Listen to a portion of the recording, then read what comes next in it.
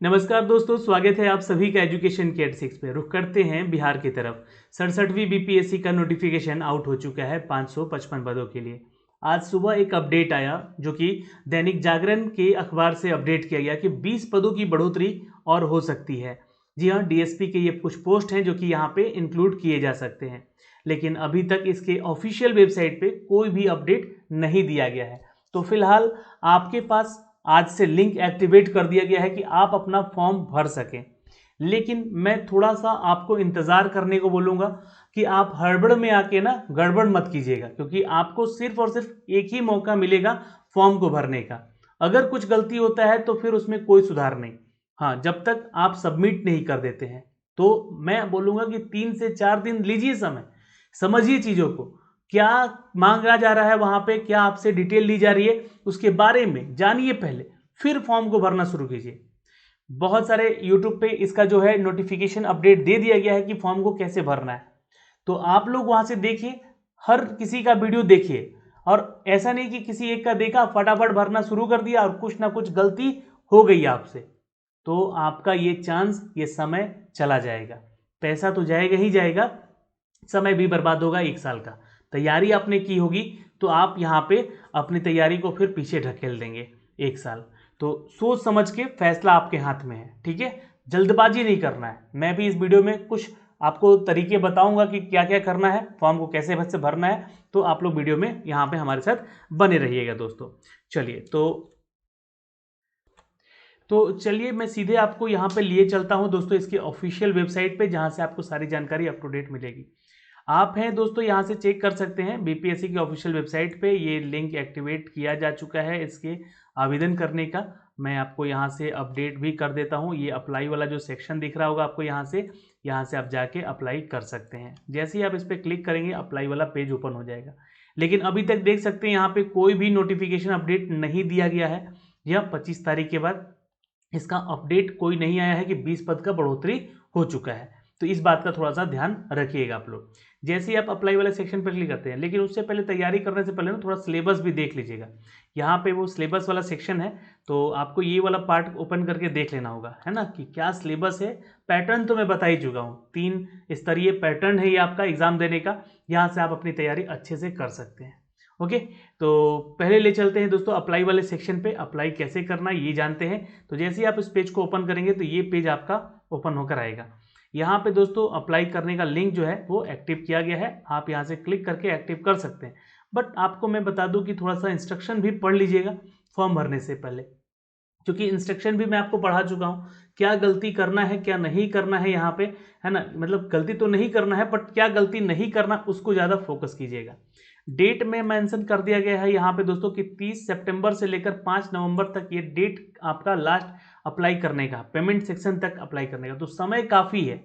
लेकिन एक चीज़ अपडेट और किया गया है दोस्तों कि आपका जो, अगर आप जातीय आवासीय प्रमाण पत्र वगैरह बनवाते हैं, रिन्यूअल करवा रहे हैं, बहुत लोगों के पास पुराना पुराना अपडेट है 2012 का, 14 का, 16 का, है ना, इस तरह से आपके पास अपडेट पड़ा हुआ है 13 का।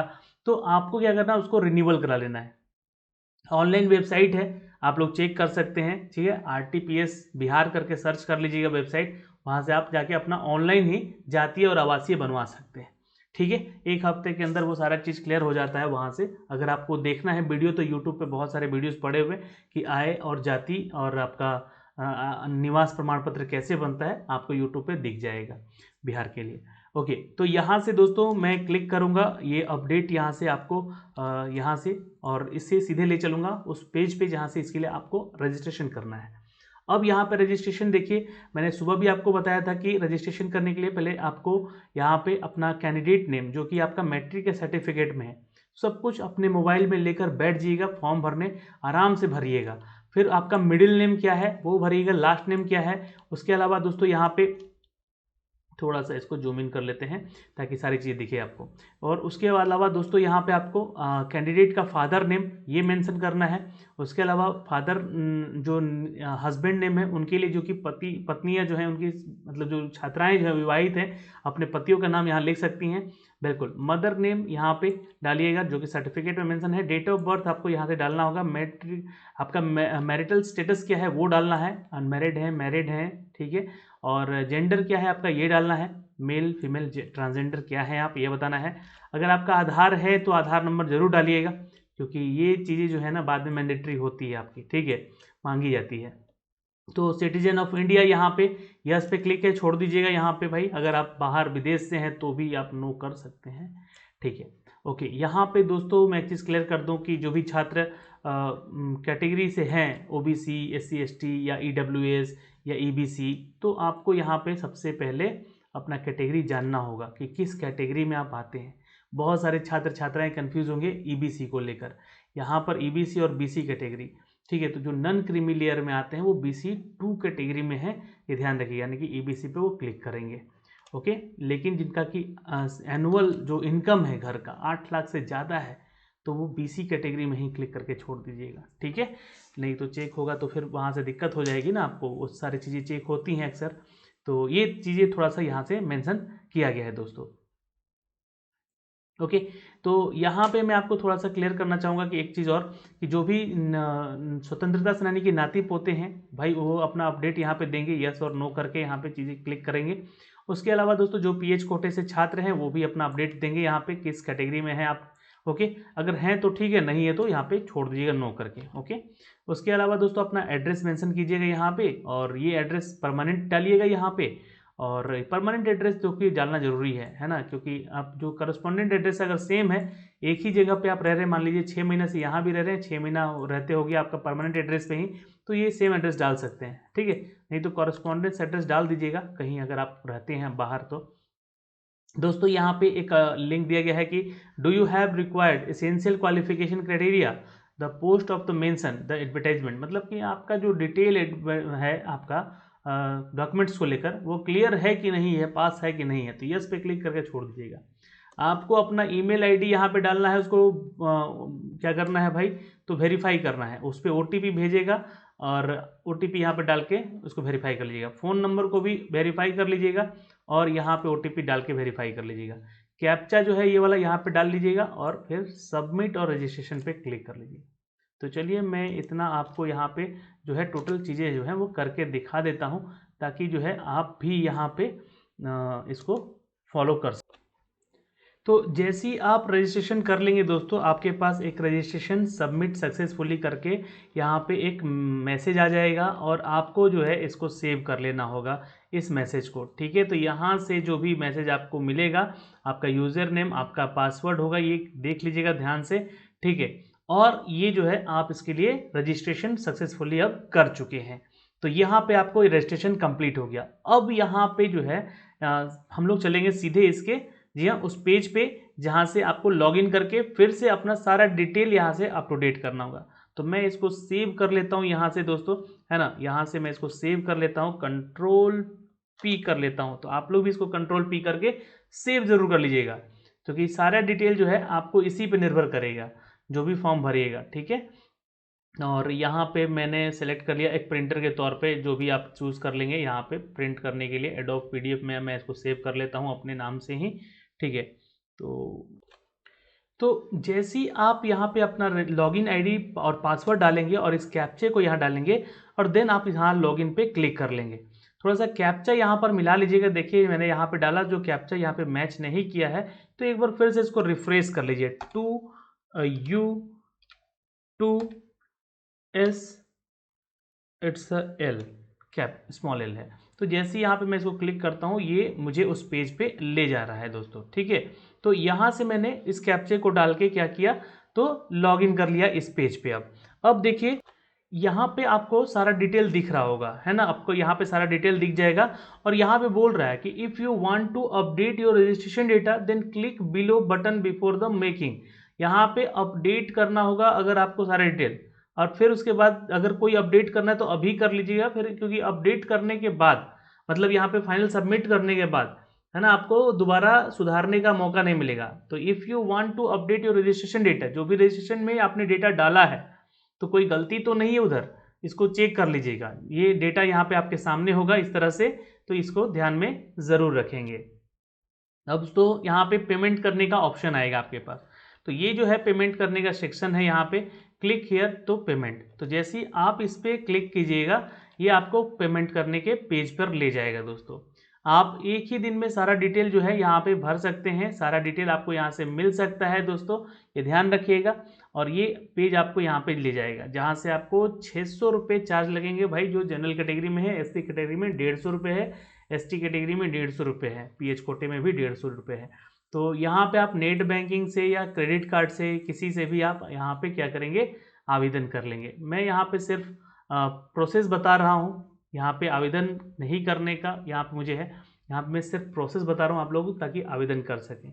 ठीक है, नेट बैंकिंग से ही चलिए मैं एक छात्र का यहाँ पे प्रोसेस कर देता हूँ, अपडेट दे देता हूँ यहाँ से आपको। दोस्तों जैसी आप यहाँ पे पेमेंट कर देंगे, आपका यहाँ पे पेमेंट सक्सेसफुली डन हो जाएगा। ठीक है, इस तरह से आपके पास एक प्रिंट होकर आएगा चीज़, जिसको कि आप लोग प्रिंट कर लीजिएगा आपके बिहाफ में, जितने की आपने फॉर्म भरा है इसका एक प्रूफ है आपके पास। 600 रुपये आपका सक्सेसफुली प्रिंट हो चुका है यहाँ पे। ओके, अब यहाँ पे देखिए मैं इसको प्रिंट भी ले लेता हूँ यहाँ से आपके लिए।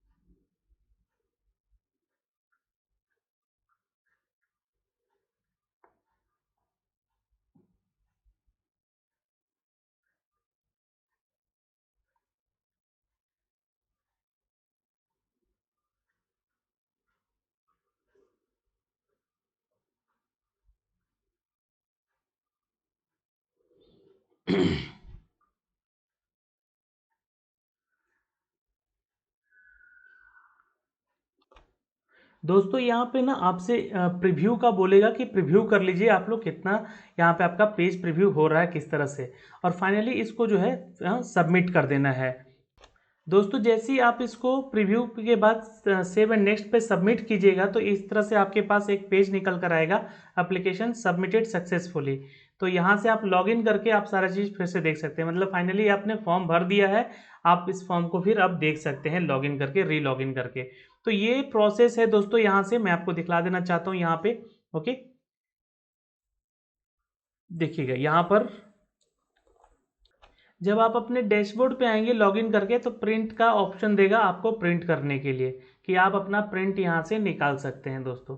तो फाइनली जब आपका यहाँ पे प्रिंट हो चुका है, ये फॉर्म भरा जा चुका है, तो ये सामने प्रिंट होकर भी आ जाएगा। कुछ इस तरह से आपका ये फॉर्म दिखेगा। आपको यहाँ पे सिग्नेचर का इंग्लिश और हिंदी में छोड़ा गया है। जब आप इसको निकालेंगे प्रिंट आउट, इसको सिग्नेचर करके भी साथ में ले जाना होगा एग्ज़ाम देने। तो ये सारा डिटेल था दोस्तों, मैंने अपना ही फॉर्म भरकर यहाँ पे सारा डिटेल दे दिया है, और इस तरह से फॉर्म आप भर सकते हैं। यहाँ ये एक छोटा सा प्रोसेस था। अब मैंने आपको जो सारा डिटेल यहाँ से फॉर्म भरने का बताया है, इसी तरीके से आप फॉर्म भरेंगे। सिंपल सा प्रोसेस है, आप स्टेप बाय स्टेप फॉर्म को भरते जाएंगे और यहाँ से आप टोटली फॉर्म को सबमिट कर लीजिएगा फाइनली फॉर्म भर के। लेकिन यहाँ पे मुझे इस फॉर्म को भरते समय कुछ प्रॉब्लम हुई, जैसे कि आपका फ़ोटो का साइज आप लोग क्रिएट कर लीजिएगा। जो सिग्नेचर का साइज है वो 200x100 के पिक्सल में होना चाहिए, और उसका जो केबी होना चाहिए वो 15 केबी से लेकर 25 केबी के बीच का होना चाहिए। जो आपका फ़ोटो का साइज है, आपका तस्वीर जो है उसका साइज कम से कम 250x200, यानी कि उसका पिक्सल का साइज होना चाहिए, वो 25 केबी से ज़्यादा वो भी बड़ा नहीं होना चाहिए। तो इस तरीके से आप जो है दोस्तों यहाँ पे इस फॉर्म को भर पाएंगे। तो पहले अपने सारे जो डॉक्यूमेंट्स हैं उसको स्कैन करके रख लीजिएगा, जैसे कि फ़ोटो और सिग्नेचर खासकर, और अपने मैट्रिक और इंटर और ग्रेजुएशन का जो मार्क्स है उसको कैलकुलेट करके भी रख लीजिएगा। अगर आप दोस्तों यहाँ पर एम्प्लॉय हैं कहीं पे, तो एम्प्लॉय का डेट, जब कब से कहाँ तक जॉब किए, ये भी ध्यान में रखिएगा और उसको यहाँ पे नोट करके रख लीजिएगा। मैं चीज़ें फैक्ट बता रहा हूँ, जो चीज़ें आपको यहाँ से भरते समय एकदम मांगी जाएंगी और आपके पास होगा भी नहीं। अगर आप एम्प्लॉय नहीं हैं तो नो पे कल क्लिक कर दीजिएगा। फिर एक चीज़ आपसे यहाँ पे पूछेगा फॉर्म भरते समय कि आप यहाँ पे कब से निवासी हैं। 3 साल के अंतर्गत 6 महीने में आपने अगर कोई जगह चेंज किया है तो उसके बारे में बताना होगा कि कब से कब तक वहाँ पे थे। बस सिंपल सा चीज़ है, आप एक जगह का भी एड्रेस दे सकते हैं जहाँ पे आप रेगुलर रह रहे हैं, परमानेंट एड्रेस का। तो ये इस तरीके से आप फॉर्म भरेंगे। तो ये सारी चीज़ें पहले आपको क्रिएट करके रखनी होगी दोस्तों। ओके, मैंने इस फॉर्म को भर के आपको सामने तो बताया, लेकिन जो कुछ डिटेल थे जो कि आपको फॉर्म भरते समय आपको पास होना चाहिए, वो भी मैंने आपको अलग से बता दिया। फिर भी आपका कोई डाउट होता है तो प्लीज़ कमेंट सेक्शन में कमेंट करके हमसे ज़रूर पूछ लीजिएगा। आशा करते हैं कि आपको ये वीडियो जो है पसंद आई होगी, और कोई भी आपका डाउट रहा होगा तो आप हमें कमेंट सेक्शन में कमेंट करके ज़रूर पूछेंगे। ऑल द बेस्ट, मिलेंगे आपसे अगले वीडियो में, तब तक के लिए बाय बाय, टेक केयर, ध्यान रखिएगा अपना और अपने परिवार का।